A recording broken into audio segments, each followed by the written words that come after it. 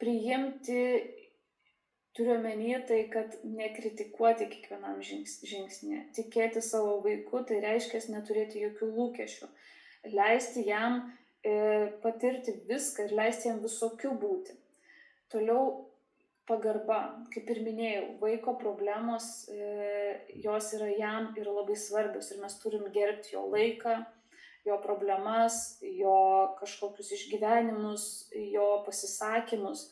Kai bus pagarba iš mūsų lygiai taip pat, kai būna tėvai dažnai klausia, negerbia manęs, nesiskaito, atsikalbinėja, mes visada grįžtam į save ir sakau, pasižiūrėk, kurioje vietoje tu negerbi savo vaiko ir dar prie viso to negerbi savęs, kaip tu leidi kitiems su savim kalbėti. Toliau ribos, labai svarbu ribos. Ir šitoj vietoj mes turim gerbti vaiko ribas ir gerbti ir savo ribas. Bet čia toks, žinot, aš netgi buvau visiškai atskirą seminarą apie tai darius.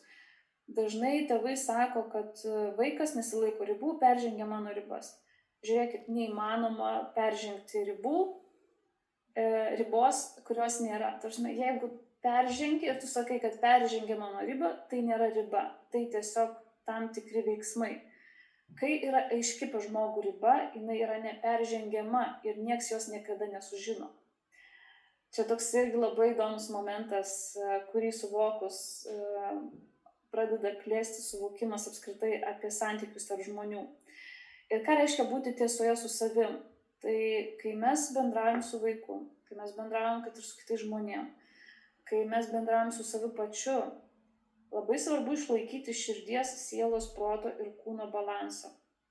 Jeigu mes darom tai, kas mums nepatinka, kalbam vieną, esam pavargę, arba mes susitinkam su tais žmonėms, su kuriais mes nenorim. Kai viskas yra atvirkščiai, vienareikšmiškai mes būsim nelaimingi, mes būsim pavargę, mes turėsim begalės lūkesčių aplinkai, mes visą laiką numesim atsakomybę ant kitų, mes visą laiką galvosim, kad kažkas mus turi išgelbėti ir visą kitą, bet šitoj vietoj tik išlaikę tą balansą viso šito savo tūrio, mes tik tai galėsim pagaliau išgirsti save ir turėti tą ryšį santykį su savo vaiku.